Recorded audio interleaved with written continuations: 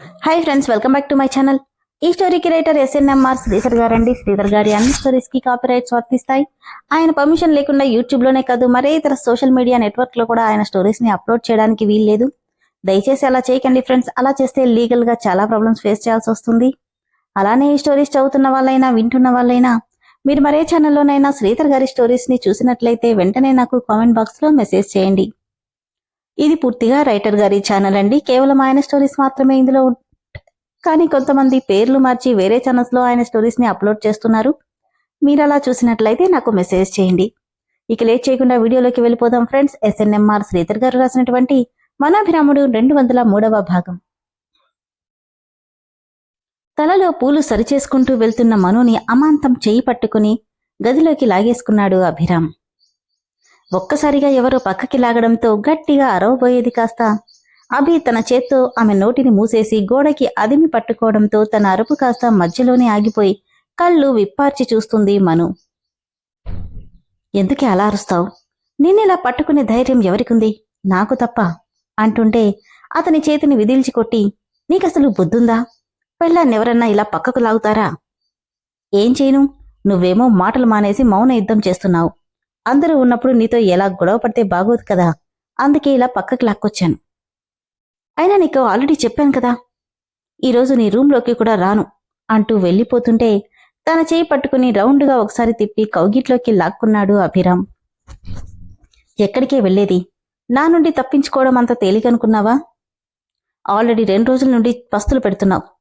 ఇంకా నేను ఇలా మొండిగా ఉన్నావంటానంటే చూస్తూ ఊరుకుంటాననుకున్నావా అంటూనే తన ఉక్కు కౌగిలిని బిగిస్తుంటే, అభి ప్లీజ్ వదులు. వదలను. ఏంటి ఊరుకుంటుంటే తెగరెచ్చిపోతున్నావు? మంచిగా చెప్తే నీకు అర్థం కాదే అంటూనే 2 చేతులతో తనని లిఫ్ట్ చేసి బెడ్ మీదకి చేర్చి తన మీదకి చేరిపోయాడు అభిరామ్. అభి ప్లీజ్, నువ్విలా చేయడం ఏం బాలేదు. అయినా నేను చెప్పిన మాటకి వాల్యూ లేదు, కానీ నేను మాత్రం కావాలా నీకు అని మను గింజుకుంటుంటే తన చెక్కిళ్ల మీద మీసాలతో గిలిగింతలు పెడుతూ, నువ్వు చెప్పే మాట వాల్యుబుల్ అనుకుంటే నువ్వు చెప్పాల్సిన అవసరం లేకుండానే దాన్ని తీసుకుంటాను. ఇప్పుడు మాత్రం ప్లీజ్ అబ్జెక్ట్ చేయకే. అంటే మీ అమ్మ నీ దృష్టిలో అన్వాల్యుబలా అని అడిగింది. మను, కొన్ని విషయాలు నువ్వు మాట్లాడకపోతేనే మంచిది. ఏది ఎప్పుడు ఎలా చేయాలో నాకు బాగా తెలుసు. మనిద్దరం ఉన్నప్పుడు కేవలం మన గురించి మాత్రమే ఆలోచించు. అప్పుడే మన లైఫ్ బాగుంటుంది. గట్టిగా ఓసారి నిట్టూర్చి, సరే కానివ్వు. నీ దృష్టిలో మనిద్దరి మధ్య ఇది తప్ప ఏమీ లేదని చాలా క్లియర్గా చెప్తున్నావు. నా మీద నీకు అన్ని హక్కులున్నాయి కదా, నీ ఇష్టం అని గట్టిగా కళ్ళు మూసుకోగానే ఆ మాటకి ఉద్రేకంతో ఉన్న అతని మనసు శరీరం ఒక్కసారిగా స్తంభించిపోయాయి. కోపంగా మను 2 చెక్కిళ్ళు ఒత్తిపెట్టి, మన మధ్య ఇది తప్ప ఇంకేం లేదా అని పళ్ళు బిగబట్టి కోపంగా అడిగాడు అభిరామ్. కంటి నిండా నీళ్లతో ఒకసారి అతని వైపు చూసి తల పక్కకి తిప్పేసింది మను. ఓకే ఫైన్, నీకు నాకంటే నీ పంతమే ఎక్కువైంది కదా. మన ఇద్దరి మధ్య ఇది తప్ప ఏదీ లేదని నువ్వంటున్నావు. బట్ మన మధ్య కేవలం లస్ట్ మాత్రమే లేదు. అంతకుమించి నీ మీద నేను పెంచుకున్న 1000 రెట్ల ప్రేముంది. కానీ నీ పంతంతో దాన్ని తొక్కేస్తున్నావు. కానివ్వు, ఇలా ఎన్ని రోజులుంటావో ఉండు, నాకెలాంటి అబ్జెక్షన్ లేదు అంటూ ఫోర్స్గా తన మీద నుండి లేచి ఫాస్ట్గా అక్కడి నుండి వెళ్ళిపోయాడు అభిరామ్. పక్కకు చెదిరిపోయిన పైటని సరిచేసుకుంటూ ఏదో మాట్లాడబోయి ఇంకేదో మాట్లాడానేంటి? బాగా హట్ అయినట్టున్నాడు. ఇప్పుడేంటి చేయడం? వెళ్ళి ఎన్ని బుజ్జగించాలా అనుకున్నది కాస్త, ఏమక్కర్లేదులే, ఏదో తొందరపడి ఆ మాట మాట్లాడానే తప్ప నేనేంటో తనకి తెలీదా? కనీసం ఇలా అయినా వాళ్ళమ్మ గురించి ఆలోచిస్తే అంతే చాలు అనుకుని అక్కడి నుండి వెళ్ళిపోయింది మనస్విని. మను మాటలకి ఫ్రస్ట్రేషన్ పీక్స్లోకి వెళ్లడంతో కార్ కీస్ తీసుకుని బయటికెళ్లిపోయాడు అభిరామ్. మాట మాత్రం కూడా చెప్పకుండా వెళ్లిపోతున్న అభిని చూసి పరుగు పరుగున మను బయటికొచ్చేసరికి అప్పటికే అభి కారు మలుపు తిరుగుతూ కనిపించడంతో బాధగా ఆ కారు వైపే చూస్తుండిపోయింది మను. కార్ డ్రైవింగ్ చేస్తూ ఎంతసేపు తన మాటే తప్ప ఎదుటి వ్యక్తి గురించి ఒక్క క్షణం కూడా ఆలోచించదా? నేనేంటో తనకి తెలీదా? అసలు ఎలా అనగలిగింది? నాకు తన మీద కోరిక తప్ప ఇంకేం లేదా అనుకుంటుంటే తెలియకుండానే స్టీరింగ్ మీద చేతివేళ్లు బిగుసుకుంటుంటే కార్ని కర్నూలు వైపుకి మళ్లించాడు అభిరామ్. జైల్లో ఏదో ప్రోగ్రాం కండక్ట్ చేసి ఖైదీలందరికీ స్వీట్లు పంచిపెడితే తన గుప్పెట్లో ఉన్న స్వీట్ని చూసిన మీనాక్షికి అప్రయత్నంగా ఆమె కళ్ల ముందు అభిరామ్ రూపం మెదులుతుంది. ఈ రోజైనా వస్తాడో లేదో, ఈ మధ్య ఇక్కడికి రానేలేదు, ఏదైనా పనిలో ఉన్నాడేమో అనుకుంటూ ఆ అబ్బాయిలో ఎందుకో నా కృష్ణ రూపం కనిపిస్తుంది. అయినా నా పిచ్చిగాని నా మీద నాకు తెలియకుండానే నేను ఇంత మమకారాన్ని ఎందుకు పెంచుకున్నాను? ఆ బాబేదో మంచివాడు కాబట్టి ఖైదీనని తెలిసినా నన్ను అమ్మ అని పిలుస్తున్నాడు. ఏంటో పిచ్చి మనసు, నా కొడుకు మీద ప్రేమతో ఆ వయసులో ఉన్న వాళ్ళని ఎవరిని చూసినా వాడేనేమో అనిపిస్తుంది అని బాధగా అనుకుంటుంటే ఇంతలో అమ్మా అని పిలిచిన మీనాక్షికి నవ్వుతూ ఎదురుగా నిలబడి ఉన్న అభిరామ్ని చూడగానే, బాబూ వచ్చావా, ఇలా అనుకున్నానో లేదో అలా వచ్చేశావు అని నవ్వుతూ వచ్చింది మీనాక్షి. ఆమె పక్కనే కూర్చుంటూ, నా గురించా, ఎందుకమ్మా? ఏం లేదు బాబూ, ఈ మధ్య నువ్వు వచ్చి చాలా రోజులైంది కదా, పైగా ఈరోజు జైల్లో వాళ్ళు స్వీట్ కూడా ఇచ్చారు, దీన్ని చూడగానే నువ్వే గుర్తొచ్చావు అను అంటూ లడ్డూని కొద్దిగా తుంచి అభిరామ్ నోట్లో పెడుతుంటే దాన్ని తింటూనే కొద్దిగా తుంచి మీనాక్షి నోట్లో పెట్టాడు అభి.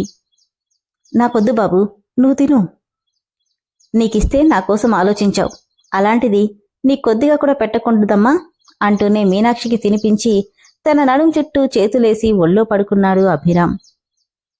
ఏమైంది బాబూ, ఈరోజు అదోలా ఉన్నావేంటి? మనసేం బాలేదమ్మా.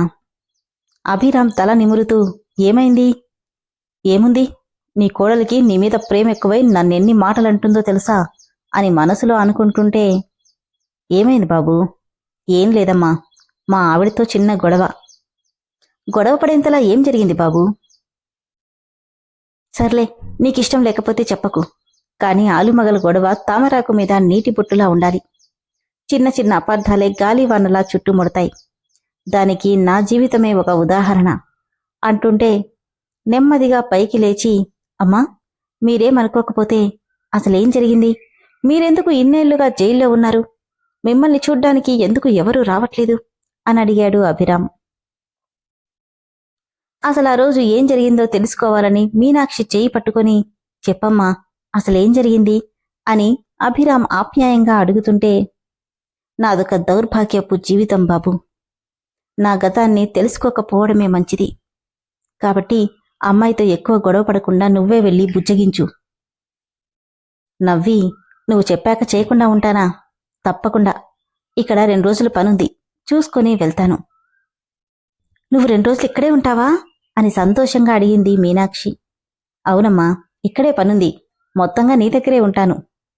అవునా? ఏంటో నువ్విక్కడుంటానంటే నా కొడుకే నాతో ఉన్నట్టుగా అనిపిస్తుంది బాబూ. నేను నీ కొడుకునేనమ్మా, కానీ నీ కొడుగ్గా నీ ముందుకు నిలబడ్డానికి సిగ్గుపడుతున్నాను. అందుకే ఇన్నేళ్లుగా దూరం చేసుకున్న నీ ప్రేమని పరాయివాడిగా పొందుతున్నాను. ఇంకొక్క వారం రోజులు ఇన్నేళ్ల మన దూరానికి కారణమైన వాళ్ళని నీ కళ్ల ముందే ముక్కలు ముక్కలుగా నరికి నా తప్పుని సరిదిద్దుకుంటాను అన్నాడు అభిరామ్. కానీ తన మనసులో మాటలేవి మీనాక్షికి వినిపించలేదు. విన్నారు కదా ఫ్రెండ్స్, స్టోరీ అయితే ఎంత బాగుందో తెలుసా? అనుకోకుండా పొరపాటున మను నోరు జారి ఏదో అనేసింది. దాన్ని అభి సీరియస్గా తీసుకున్నాడు. తీసుకోవడమే కాదు, డైరెక్ట్గా అక్కడి నుంచి వాళ్ళమ్మ దగ్గరికి వెళ్ళిపోయాడు. కానీ వాళ్ళమ్మని ఎంతలా తెలుసుకోవాలని చూసినా అతను తెలుసుకోవాలనుకున్న నిజం మాత్రం తెలుసుకోలేకపోయాడు. మరి నెక్స్ట్ ఎపిసోడ్లో ఏం జరుగుతుంది? మనుని మీనాక్షి చెప్పినట్టు బుజ్జగిస్తాడా? చూద్దాం ఏం జరుగుతుందో. స్టోరీ అయితే చాలా ఇంట్రెస్టింగ్గా ఉంది కదా ఫ్రెండ్స్. స్టోరీ నచ్చిన వాళ్ళు ఇమ్మీడియట్గా మెంబర్షిప్లో జాయిన్ అవ్వండి. Thank you.